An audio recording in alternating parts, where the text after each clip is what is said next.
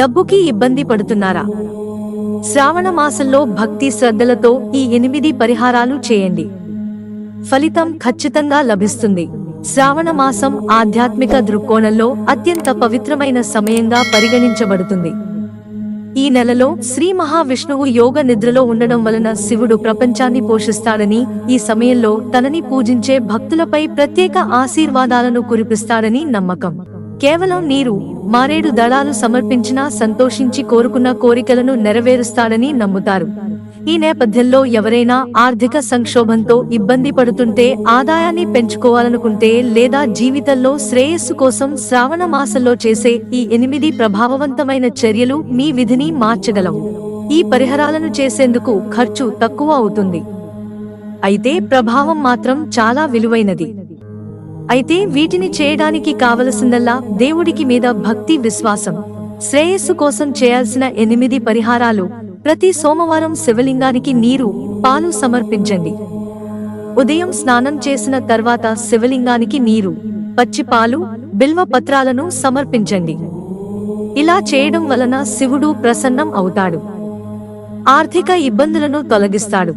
ఇంటి ఈశాన్య మూలను శుభ్రంగా, చక్కగా ఉంచండి. ఈశాన్య దిశను లక్ష్మీదేవి నివాస స్థానంగా భావిస్తారు. దానిని శుభ్రంగా, సువాసనగా ఉంచడం వల్ల శ్రేయస్సు లభిస్తుంది. గంగాజలాన్ని కలిపి నీటిని రోజు ఇంట్లో చల్లండి. గంగాజలాన్ని నీటితో కలిపి ఇల్లంతా చల్లుకోండి.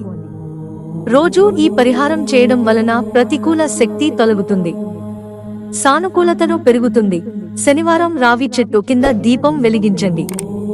ప్రతి శనివారం సాయంత్రం రావి చెట్టు కింద ఆవాల నూనెతో లేదా నువ్వుల నూనెతో దీపం వెలిగించండి. ఈ పరిహారం ఆర్థిక సంక్షోభం నుంచి ఉపశమనం కలిగిస్తుంది. శివుడికి తెల్లటి వస్తువులను సమర్పించండి. సోమవారం రోజున శివలింగానికి తెల్ల బియ్యం, పాలు, పెరుగు లేదా చక్కెర మిఠాయిని సమర్పించండి. ఈ పరిహారం లక్ష్మీదేవి మీ ఇంట్లో శాశ్వతంగా నివసించేలా చేస్తుంది. మహామృత్యుంజయ మంత్రం లేదా శివ చాలీసా పఠించండి. శ్రావణ మాసంలో ప్రతి ఉదయం లేదా సాయంత్రం శివ చాలీసా చదవండి లేదా మహామృత్యుంజయ మంత్రాన్ని జపించండి. ఇది మనసుకు ప్రశాంతతను కలిగిస్తుంది, ఆర్థిక పరిస్థితిని మెరుగుపరుస్తుంది. పేదలకు ఆహారం, బట్టలు దానం చేయండి. శ్రావణ మాసంలో ఏదైనా సోమవారం లేదా శనివారం నాడు పేదవారికి ఆహారం, బట్టలు లేదా ధాన్యాన్ని దానం చేయండి.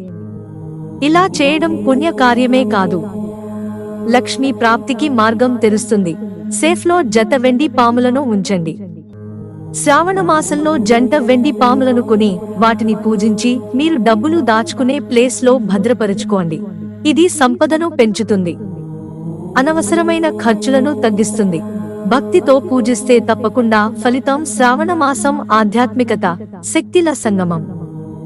ఈ పవిత్ర మాసంలో తీసుకునే ఈ చిన్న చిన్న చర్యలను భక్తితో, క్రమం తప్పకుండా చేస్తే సంపద, శాంతి, పురోగతికి మార్గం తెరుచుకుంటుంది. మిత్రులారా, ఛానల్ సబ్స్క్రైబ్ చేసుకోవడం మర్చిపోకండి.